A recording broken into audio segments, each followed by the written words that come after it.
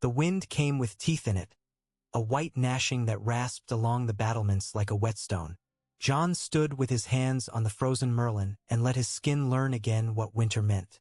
The sky was a bruise that refused to fade. Snow clung to every stone of Winterfell, softening the hard lines, filling the arrow slits and the corners of old stairs, turning the yard into a pale, trampled field crossed by boot marks and paw prints and the grooves of a sledge. Ghost's breath steamed in the cold below him, red eyes steady as he watched the yard. The dire wolf looked up once, as if to remind Jon that he was seen, then lowered his head and walked along the shadowed edge of the wall, paws silent on snow. He had slept little for days. Sleep was a lake a man stared at and did not cross. Ravens came, ravens with thick cords of wax about their claws and slush frozen into their wing feathers. Letters full of salt and promises and the square, pragmatic hand of a man he liked despite himself. "We cannot break her with banners alone," Tyrion had written. "Nor with dragons should you balk at burning a city. You will not like the other path I propose, but you ask for a city spared."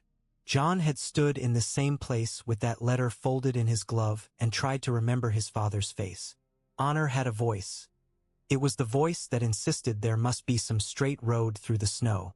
He'd found too often that the road was swallowed. Footsteps at his back were as soft as falling powder. He did not turn until she spoke. "You were always too fond of the cold," Arya said. The wind had pulled color from her. Her hair was the dark of wet bark, her eyes as pale as steel gone cold.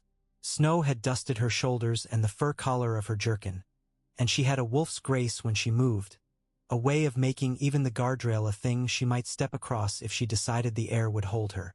"I was looking," he said. "For what?" "For something to put in place of answers." "Then you ought to look where words are small and people are not," she said, and leaned her elbows on the wall beside him. In the yard below, men with straw-bound shoes stamped to keep feeling in their toes. Two spearmen were arguing about boots. A boy dragged kindling toward the kitchens, struggling under a bundle of sticks bigger than he was. It was all very ordinary. It made Jon's unrest worse. "You were gone," Jon said. "I came back," Arya said, "like a cat in the stories. Always back." She had grown strange while he wasn't looking. No, not strange. True. She had shed skins as snakes did, but the eyes were the same eyes as the girl who had thrust needle into his hand. The same eyes as the girl who had flung snowballs from the broken tower and laughed like a drawn bow thrums. There were new shadows behind them. He didn't ask their names. Sansa joined them as dusk pulled a darker swath over the courtyard. She wore gray so fine it could have been woven from frost. Her hands were red from the cold. She regarded Jon the way she sometimes did, as if he was a story she had read to the end, and now she was reading it again to see which words she had missed. "There's been another raven," she said, "from the south." "And what does the south want now? Our wheat? Our bones?" Arya asked. "Neither," Sansa said. "A meeting, near the God's Eye. Tyrion Lannister writes that a war will gut the city. And you know he's not wrong. He's proposed something else." "Something else?" Arya repeated, with little weight in the words, as if tasting them. "What kind of something else?" Sansa's gaze went to Jon. She had left the letter with him. She trusted him and mistrusted him in equal measure. That was what family meant. "Tell her," she said. He did. He told Arya everything in Tyrion's neat hand, and some things Tyrion had not written, because Jon knew the shape of the city he had never truly seen. Narrow streets collecting fear the way gutters collected filth. A queen who had made a kingdom out of her own griefs and would see it burn rather than watch another sit her chair. A monstrous champion who did not sleep. A spider's nest of informants and a dead city under the living one, full of black tunnels and the noises of rats. He told Arya the most important part last. "He writes that he could send coins to Bravos," Jon said. "Not to the Iron Bank. To the House of Black and White." Arya's jaw tightened so slightly it could have been the wind. "They don't take coins," she said after a beat. "They take death." Sansa said, "What do you mean?" "It's not a guild of paid blades," Arya answered. "A death is a gift. They serve it where it's due. they can be asked. But he ought to know, she added, looking at Jon. There is a price. If he asks them to bring the gift to a queen, the price will be a king. I am not a king, Jon said. The words came out before he could weigh them. He'd learned to be cautious with titles. They tangled around your throat. No. Arya's mouth did a small, wry thing. Each name has a shape. They will make you hold yours. Enough, Sansa said. This is madness. The North is not a place that hires assassins. Father. Father is dead, Arya said, hard and quick as snapped ice. And how did that happen? He wouldn't bend and he wouldn't cut and he went to his death for it. And then Joffrey went to his. And then Robb. And Mother. How many more deaths make honor whole? The wind had gone thinner.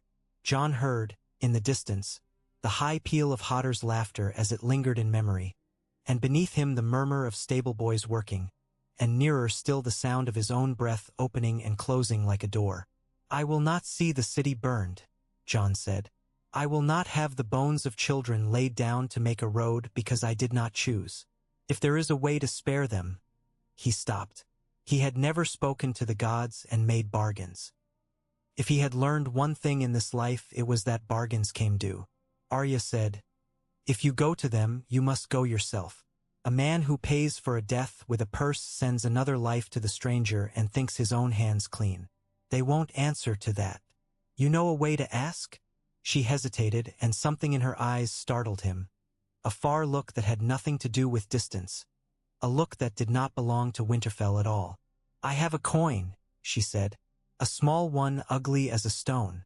If we put it in the right hand, doors open.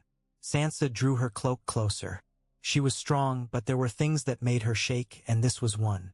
I don't like it, she said. I don't either, Jon said. He turned to the weirwood. The heart tree's face bled clean lines of red. Snow had caught in the edges of its carved mouth. He said nothing out loud, but in his head he asked, as he had asked so often, tell me which way to set my feet. If the gods answered, it was in the little noises, the groan of ice shifting on stone, the creak of a strap, the woof of ghost clearing his nose of snow. That night, sleep came like a half-known song. Bran's voice lived in it, and the crackle of dead leaves, and an owl's wing hitting a branch.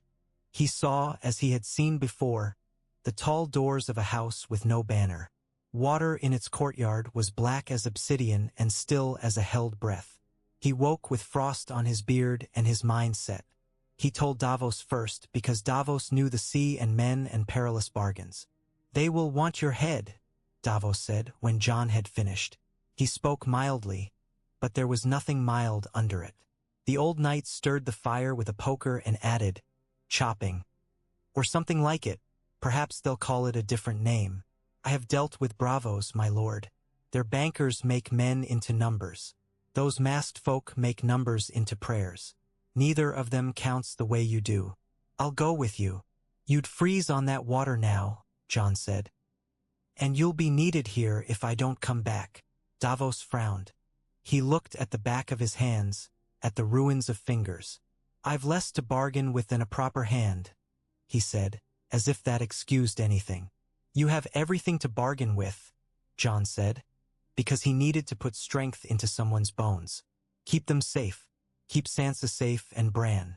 Arya knows her own paths. He took a handful of men, not enough to make a stir. Winter ships were stubborn things. The Shy Maid had a single mast and a hull that clung to the waves like a rat. The Titan of Bravos rose in fog that made its legs into nothing.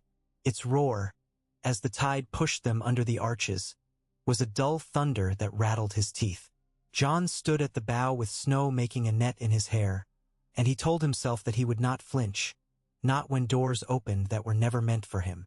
Bravos was a city of water and whispers and ways that curved where you expected them straight. Arya walked at his side as if she had always belonged there. Children watched them from a bridge.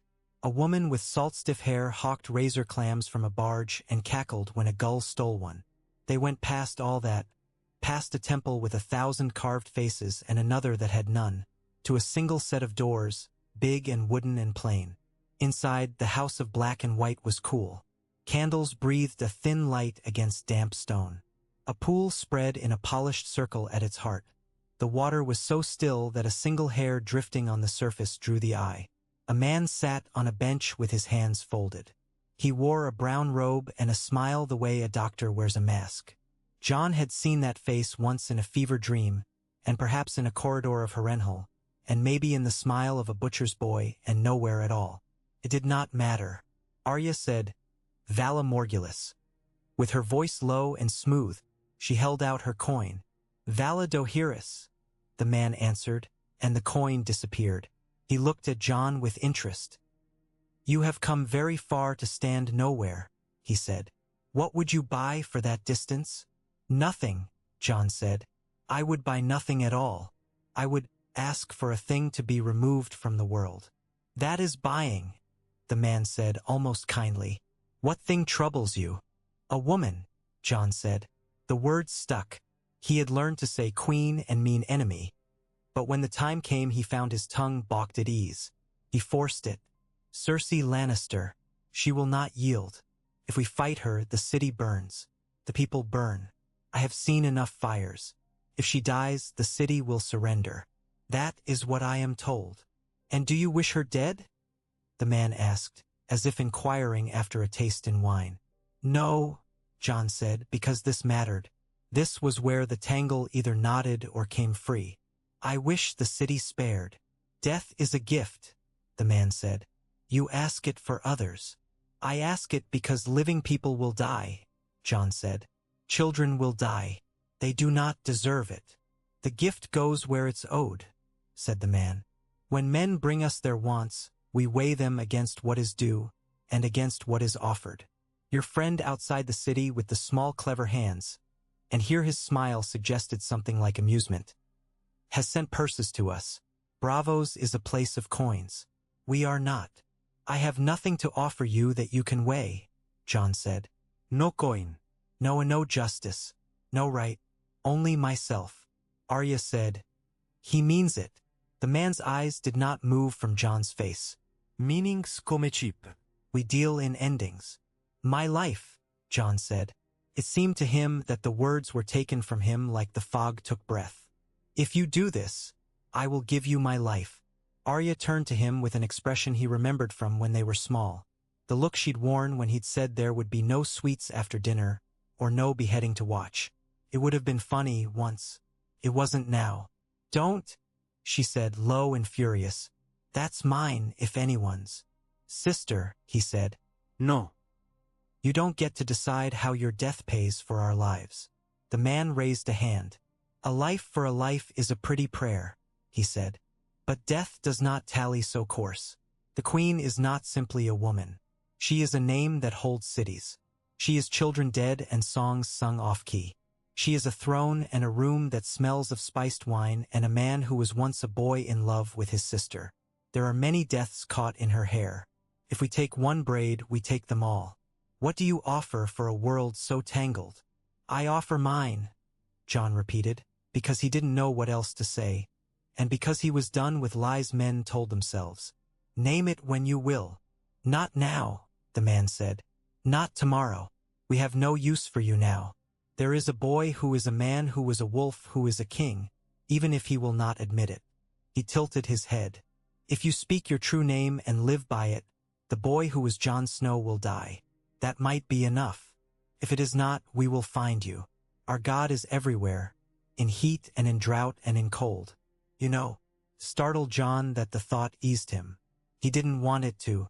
He said, "If you choose not to take the commission, then the city will burn and that will be a song too." The man stood, and the candlelight altered the lines of his face until he was not the same man any longer, and then he was. "Go. You will not see what you have paid for. That is not part of the gift. Leave your coin with the girl." Outside, the fog was thinner. The gulls were chattering things with blood on their beaks from some carcass floating under the black. Arya shoved him with her shoulder. "You're an idiot," she said. "Yes," he said. "Don't die," she said. "Not planning to. That's what the dead say," Arya said, and then she laughed at herself, and then she looked young for a heartbeat, so young that his chest hurt, and then she was a stranger again. They went back by a different canal because Bravos did not like a straight path twice in a day. At the dock, Davos watched a rickety crate be lowered with a rope that looked like it had been a cask hoop in another life. "Well?" he asked. "It's done," Jon said. "And the cost?" Davos asked. Jon put his hand in his cloak, where there was no coin and no promise written on paper. "I'll find that out," he said. "In King's Landing, the sky rarely obliged you with a season. It was a place where the smell changed with the hour and never for the better. Smoke ran along the streets like a skinny dog. The Red Keep rode its hill with the stubborn arrogance of a veteran drunk refusing to leave a tavern. It was beautiful in its ugliness, all red stone and old blood and shadows. Cersei sat at a window and stared at the city she hated and loved. Hated it because it was ungrateful, loved it because it was hers. Night crept up toward her like spilled ink. Qyburn stood nearby, hands politely folded. "The Dornish sends silk," he said. "Euron sends threats. The Highgarden men gnash their teeth and gnaw their bread. The small folk burn tallow and ask the maiden to look away. The Iron Bank inquires after everything." "I am not in the habit of answering inquiries," she said. "What of the kitchens? Do I have to drink water?" "You always have, Your Grace. The water from the spring under the keep is pure." "I meant the taste of it," she said. "There is always taste in water. What I want is wine." "You have Arbor Gold," Qyburn said. "I've given the tasters to taste. And the little birds bring me whispers that someone asks in Flea Bottom why the nurse in the old crone's hospice suddenly has different eyes." Cersei smiled without moving her mouth. "Kill her, then, if that serves you." "Everything that serves me serves the realm," she said. "Send her to the Silent Sisters. I don't like strangers in my city." There was a stranger in her city already, of course. There are always strangers. This one called himself Oswick when he needed to call himself anything. He had the hands of a man who sewed sails and the back of a man who slept under barrels, and he walked with a little twist in his step that made him seem harmless. He wore 3 faces in as many days and half a dozen names in a week, and none of them were his. There had been a day in Old Town when he had killed a boy for a gold coin, and the world had not noticed. There had been a day in Lys where he had kissed a woman with the long farewell smeared inside his lip, and his mouth had tasted of rosewater and salt for a month after. There had been a day in Qohor when he had washed a man's feet and cut his throat. To him, deaths were threads. Some he cut, some he braided, some he left because that was the better piece. King's Landing tasted of fish and filth and old wine and the metal of fear. He moved through it like dye in water, staining nothing. He came first to a pepper seller and a tinker and bought a skein of thin steel wire finer than hair. He told the woman selling flea powders that his sister had bad dreams. He told a baker in Cobbler's Square that he'd once been a good man. He found a girl named Willow who knew a boy who carried chamber pots in the Red Keep, and he bought the boy 4 pairs and a winter cloak and the habit of dropping a single pair, careless, whenever a certain woman in gray came by. The woman in gray was a maid who had been a washerwoman, and before that she had been a mother, and before that she had been a girl who liked the smell of thyme. The stranger with the many names never met her eyes. He did not need to. He met the eyes of the woman who managed the maids, who had cold hands and a colder house. He gave her money she wanted and comfort she didn't know she needed, and he let her think she had surprised him in a corridor and pressed her against a wall, gently, showing her both his kindness and his cruelty so that she would think of him when she was alone. He learned that Cersei's bed was turned down by the same hands always. He learned that the Queen's bath water was scented with true still myrrh, not the cheap myrrh that made the head ache. He learned that she had a headache anyway, often. He made sure of the headaches. In a brazier set in a low hall used by no one, he burned a pinch of something that smelled like bitter almonds and drew the smoke in his sleeve, then walked upwind past a guard with a cold who would cough all night.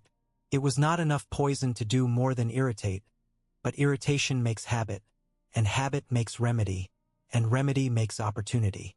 The first perfumer he led to the keep never saw the Queen. There is a web around power that catches greed. It caught the poor man in the corridor where the guards change. where he developed a sudden and profound interest in tying his sandal and did not notice when a soldier knocked his box from his hand. The vials shattered. The corridor stank of myrrh and shame. The perfumer was dragged into the yard and beaten for upsetting a guard's stomach. Oswick watched from a doorway with a drunk's gentle sway, and shook his head and clicked his tongue and made a pitying noise that sounded exactly like pity. The second perfumer wore a mask of white silk and said he came from Myr by way of Myr's better river. Oswick had bought him in the Ragmen's harbor for the price of a broken nose. The man inside the mask was ugly and good at boiling things. His eyes were small and one ear was gone. Oswick showed him how to hold his hands, and taught him a way of walking that made him taller, and gave him a word to say if anyone asked him anything, "Your Grace," and a look to wear with it. He sent word through a boy with pears that the outsider perfumer, not from Flea Bottom and not on anyone's list, had mixed a draught for the headaches of the woman who was a knife with teeth. "I don't drink strange things," said the queen, when the notion came to her ears. She sat with her feet in warm water and a blanket over her knees and a ring of gold heavy on her finger. The ring had a lion's head on it. She had 4 headaches, not one. "Your Grace," Qyburn said, "all things are strange when they come from Myr, but the man comes recommended by someone who knows about little birds and about pears." "Fine," she said, because the pain made her reckless and she hated that she could be driven. "If he kills me, I will strangle him first."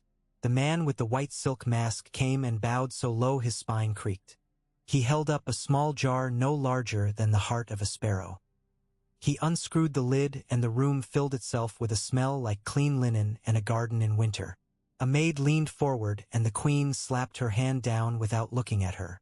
"On the temples," the masked man said, and with 2 fingers dipped a little of the salve and showed how to rub. The maester sniffed it and nodded and frowned. "Rose and mint and crushed bark," he said. "And something else. Something that brings sleep where pain was," the masked man murmured. Cersei watched his hands as a hawk watches a mouse. She thought, "The pretty smell will make the pain lie still, like a well-trained dog." She thought, "If he means to kill me, he'll become meat in a brown robe." The idea of his throat under her hand pleased her. She held out her hand. The salve was cool and then warm and then cool again. It made a pleasant pressure.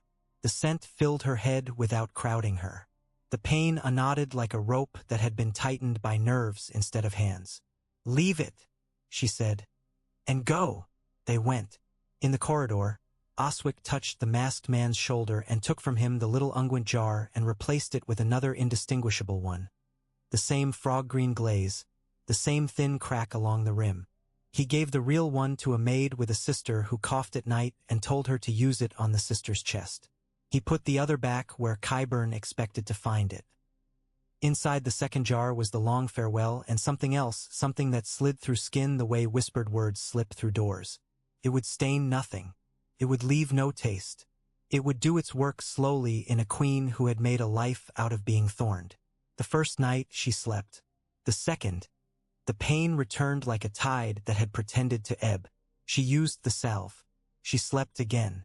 She woke to a faint iron taste in the back of her throat and blamed her temper. She sent for the man in the white mask and made him stand while she spoke of power and gratitude.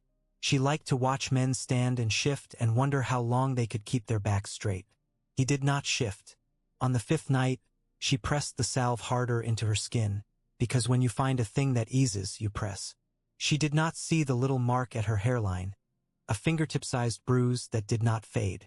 On the 9th, her hands were a little slower when she reached for her wine. She told herself it was the cold. On the 11th, she sent for Qyburn in the middle of the night because she woke with the sense that someone had said her name, and no one had, and the room smelled as it always smelled. Qyburn looked at her eyes with a candle and said nothing to frighten Grace. "You're delicate, Your Grace," he said. "You were always delicate." "Delicate," she said, and wanted to cut his lips off.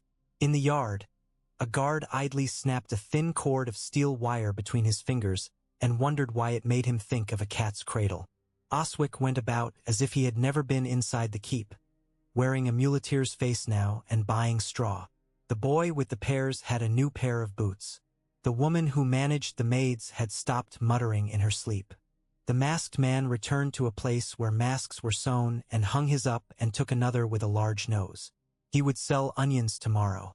Qyburn did not trust his own contentment, which was as close as he came to fear. He killed rats and watched their dying for sport, but the queen's small changes were not as they ought to be. He had thought this might be the work of the Dornish, and then decided that was obvious enough to be what someone wanted him to think. He had the unguent tested. Maesters from the Citadel would have described salts and oils and mundane filters. He smelled the jar and smelled rose and mint and bark and a faint metal note that he could not place because it was not strong enough for mercury and not cheap enough for lead and not anything like what he favored when he wanted a man to shit himself to death. He was not afraid, but he was irritated, which to him was worse. "Your Grace," he said, carefully neutral. "Do not use the salve." "What a convenient time for caution," she said. Her eyes felt as if she had cried. Her throat had a little hook in it.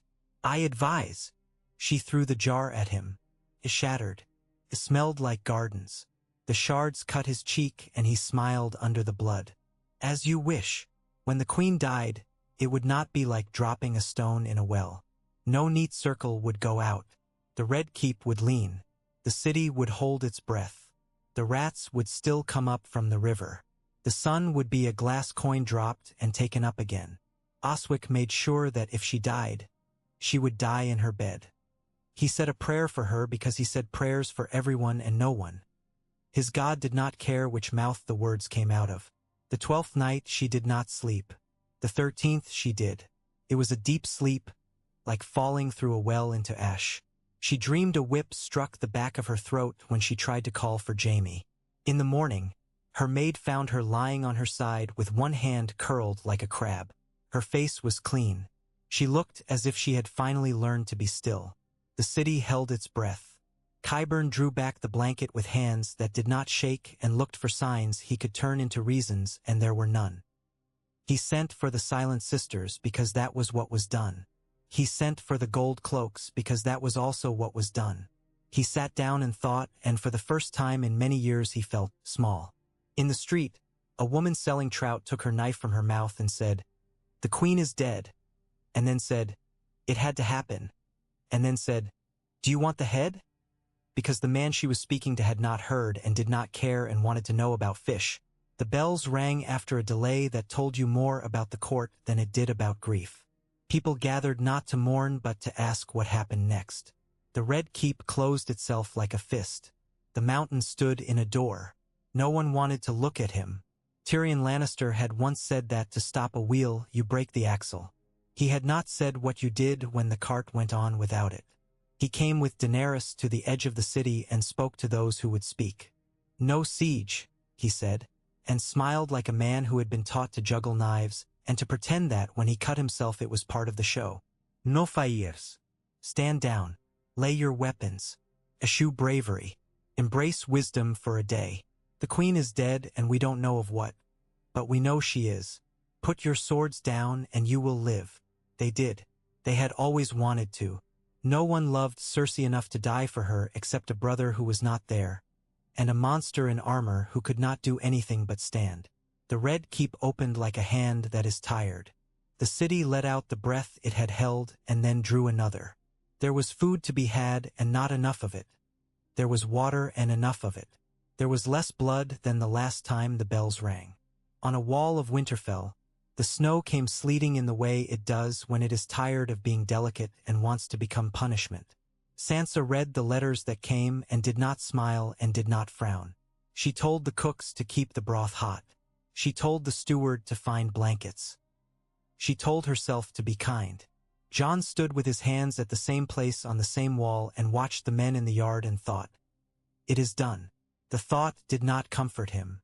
Arya came with a little stiffness in her shoulders, as if she had ridden hard and slept less. "It's finished," she said, "no more than that." "How?" "Quietly," she said. He nodded. Ghost pressed his side to Jon's leg, warm as any oath. Jon said, "I will go to the Godswood." She watched him go, and the watching was very like love and very like the way a hawk watches a thing that might fly and might fall. The heart tree received him without surprise. The blood channels cut into its face had a little snow in them, and he brushed it away with his hand. His breath left his chest and went into the cold and did not come back. He said aloud, because his thoughts felt selfish and he wanted to set them outside himself where someone might take them from him. If you are listening, I have kept a promise I did not make to you. The man in the brown robe stood behind him and said, "We do not burn incense to the weirwood." Jon turned. The man's face was an old face and a young one. There were many faces behind it. "You didn't need to come," Jon said. "No, but I did." He stood at an angle to the heart tree, as if he did not like to be looked at by carved eyes. The queen died as she ought to die, not by a knight's sword, not by a mob, not by dragons. She fell asleep. Men will make stories of poisons. They will, because they are men and they like a tale. They'll be wrong and right at once. "What do you want?" Jon asked. He did not say it rudely. There was no point in bad manners, and besides it was a real question. He wanted to know what was due. "We have come for a life," the man said. "What was offered? It is ours." Arya stepped into the gods wood like a cat stepping into a stream.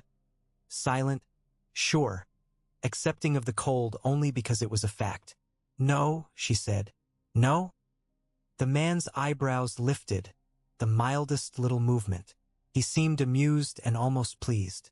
"It's mine," she said. "Girl," he said, without looking away from Jon. "You have no name." "I have several," Arya said. "One of them is yours. I will give it back." "Do not," Jon said. "Shut up," Arya said. Her voice trembled once, and then did not tremble. "I was theirs. They made me undo myself and then do myself again. They pulled me apart like wool for spinning, and then they spun me and I wore the cloth and then I took it off. They killed me and I kept breathing. If a life is owed, it's me. I took their coin and didn't pay it back. I came home. That is payment," said the man, and he was almost gentle. "But not for this. The girl gave us faces and we gave the girl deaths. That ledger is balanced. This is another one." Jon said, "You told me that if I spoke my true name and lived by it." He could not make his tongue shape the rest. "It would kill the boy that was a bastard," the man said. "Yes." Bran came to the edge of the clearing, as if he had rolled there. His chair made a small scraping sound in snow. He wore a blanket that had been a wolf once. His face was as patient as stars in winter, and just as cold. "You have to tell them," he said. "Tell them what?" Jon asked, though he knew. He had known it every time he'd stood at the well of who he was and seen not his face but someone else's look back at him. "The truth," Bran said. "You know the truth," Arya said without turning her head. "They don't," Bran said. He lifted his hand and his fingers danced in the air with the memory of flight, as if a raven might land there. "And they must, so that when the man comes to take the life, he will find he has already taken the name. The dead are not always buried in earth." Sansa came last, her breath like a mist that blew out and came apart. "If you speak it," she said, "you'll never be able to unsay it. Titles have a sound. They carry." "They do," he said. "I don't want." "You never want what wanting gives you," Sansa said, not unkindly. "And you never want what not wanting takes. That is what makes you you." She looked at the man in brown as if he were a debt come due and she was balancing books. "If he tells the truth about his name, will that be enough?" "For now," the man said and smiled. "We don't eat all our cakes at once. If he keeps the truth in his mouth and lives by it, the life we were promised is surrendered. The boy who was Jon Snow dies. Another man will be left. Death feeds many mouths." "You sound like father," Arya said, with a crooked smile that showed pain like a knife's edge. Their father had never sounded like that.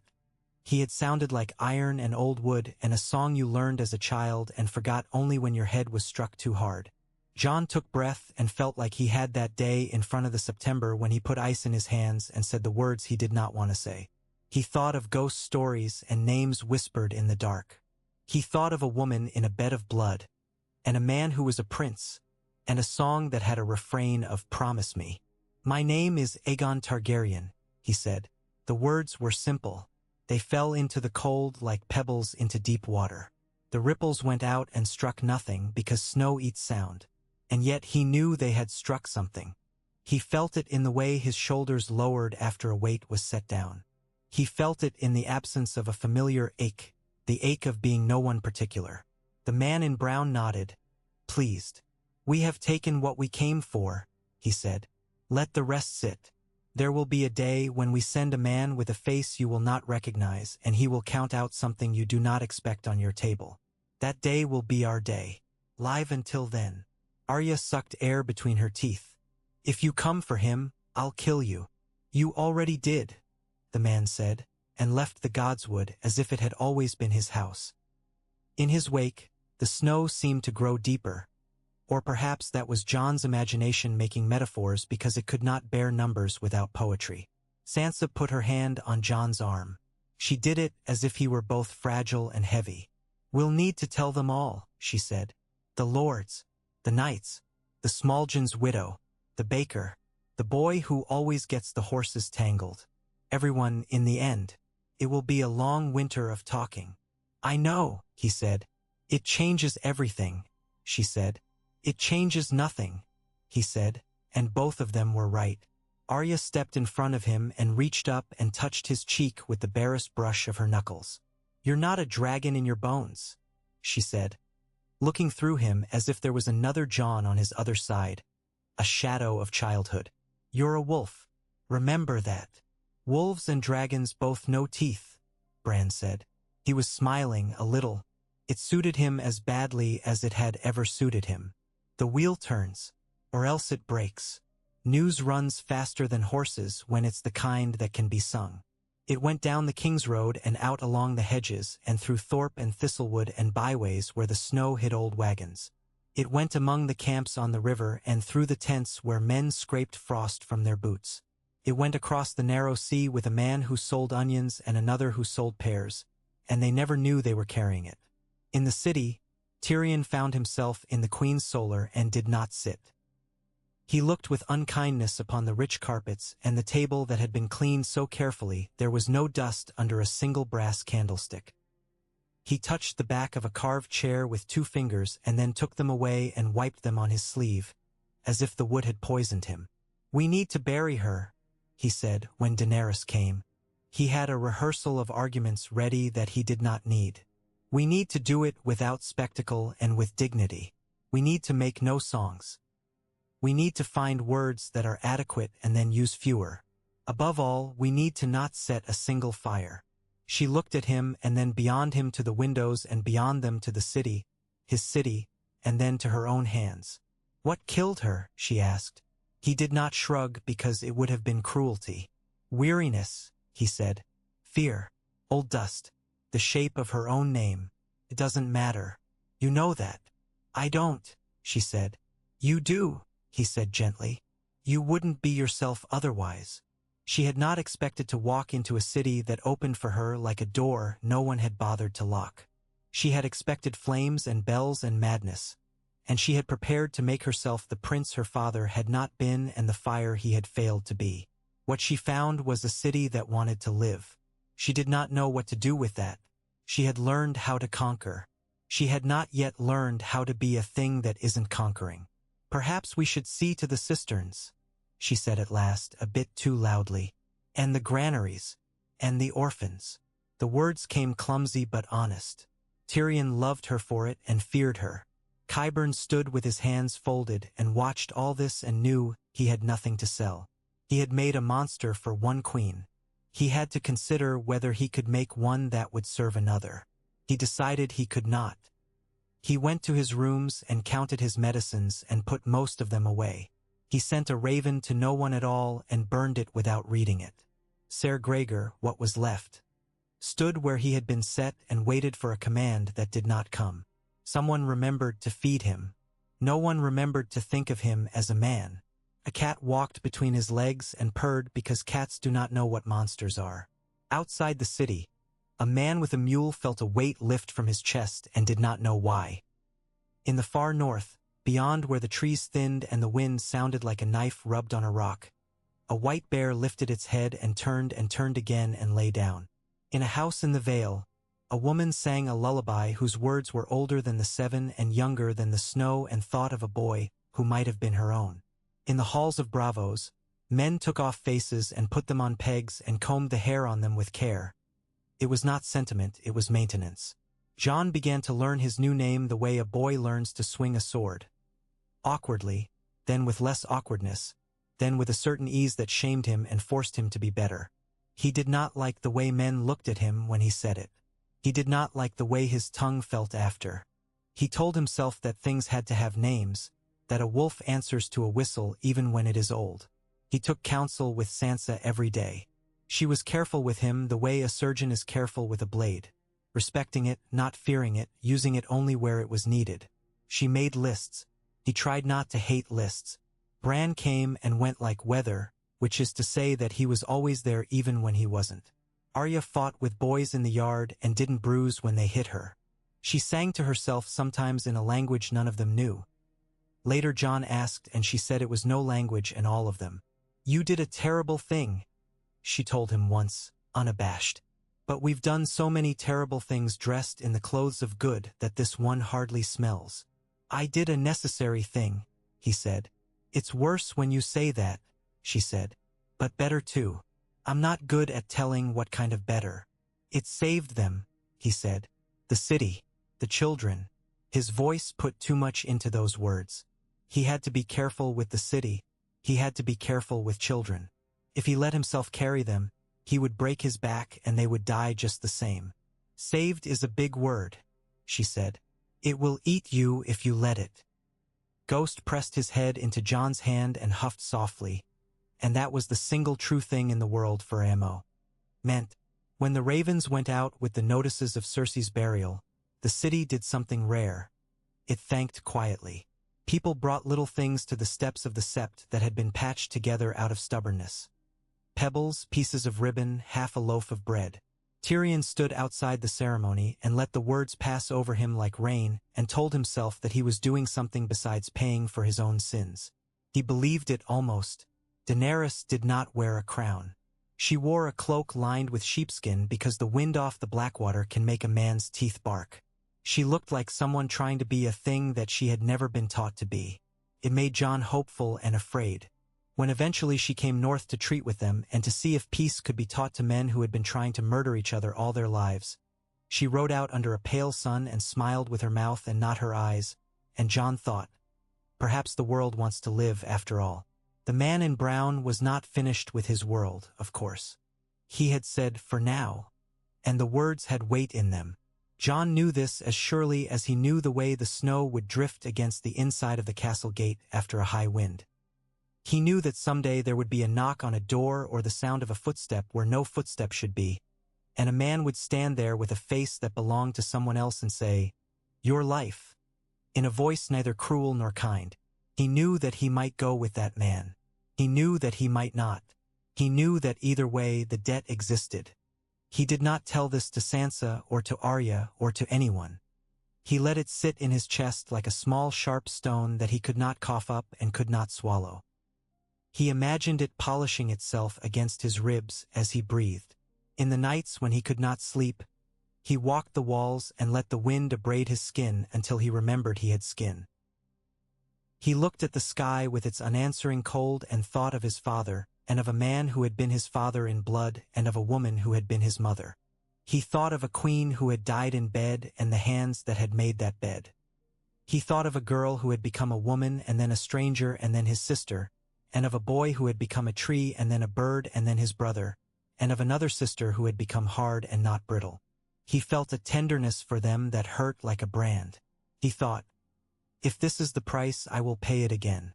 Once, in the gray margin between night and day, he saw a figure on the wall that was not a guard.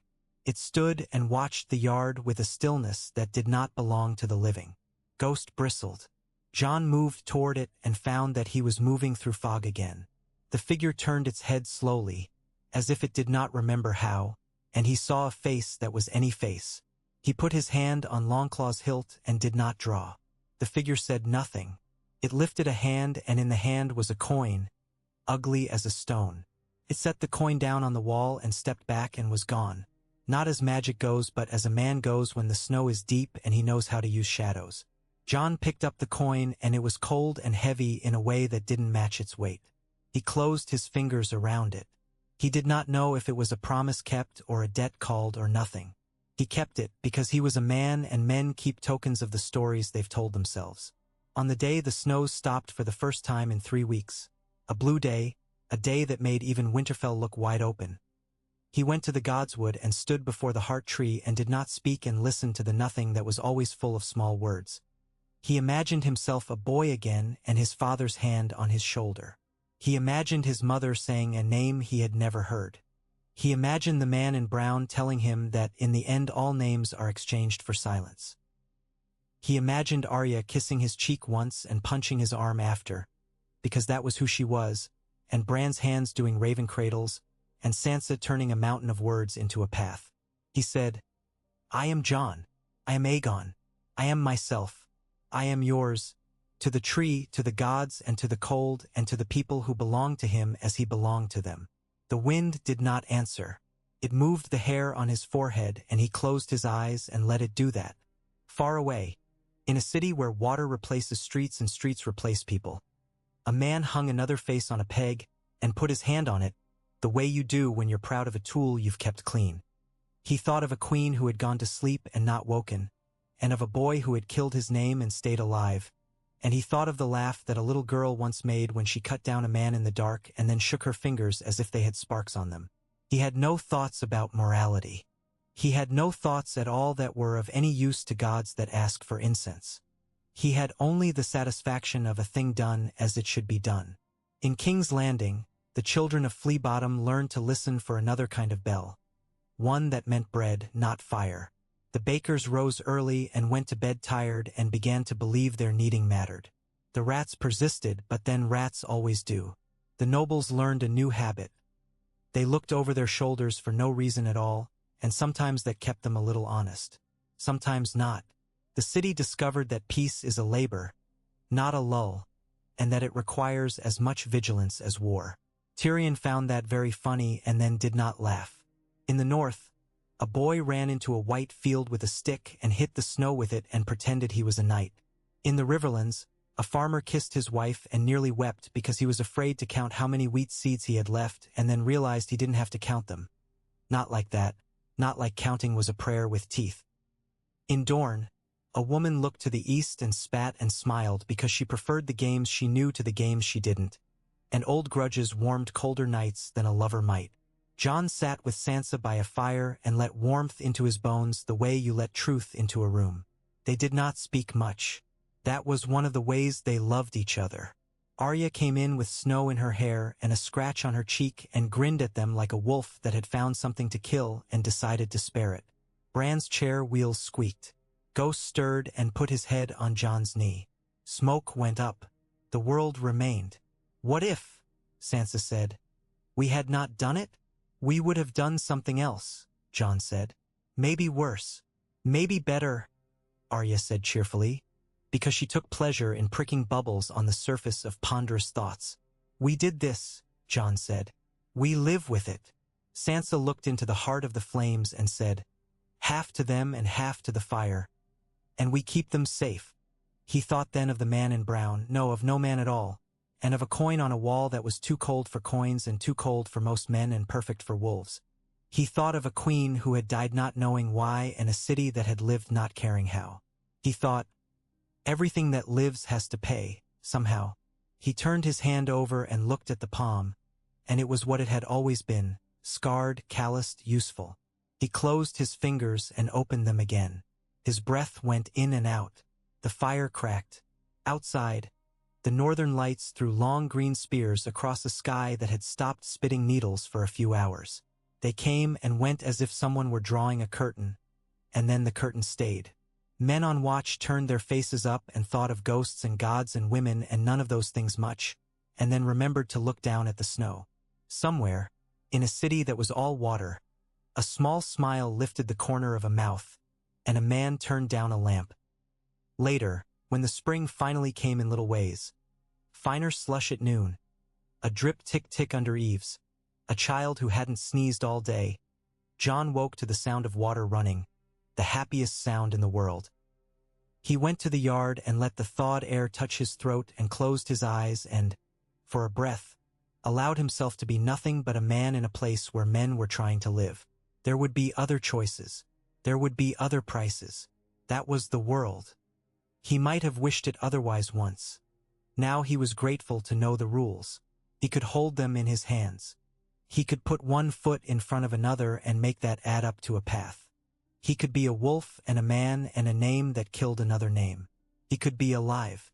And alive, he was capable of being better, or at least of trying. Ghost rested his great white head against Jon's thigh with a little weight that said, "I am here and so are you."